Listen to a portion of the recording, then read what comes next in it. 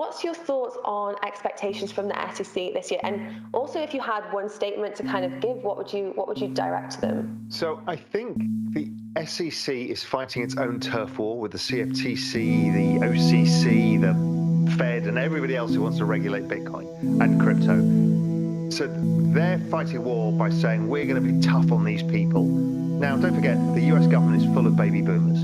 So it's an old group of people who mistrust and have a fear of change. Meanwhile, there's 86 million millennials and 70-something million Gen Z who are now voters, who have a lot of money, and we've seen them as soon as you shake the cage, you rattle the cage about banning crypto or trying to do something nefarious to crypto, they get together very fast. This is why I'm thinking about the DAO structure. My guess is when we're now getting into political season in the US, people are going to start to put together a DAO structure to support politicians of both sides that support the adoption of cryptocurrency. And people don't want to fight young, wealthy voters in gigantic numbers. So I think that fight's going to come. And I think the outcome should be, and here's my advice, is they need to walk away from the securities law, the 1934 securities law. It is unacceptable to tell people that they are not allowed to make certain investments versus others while making it completely allowable to go to a casino and blow everything. I mean, it's so inconsistent. You can buy a gun, but you can't invest in a private company.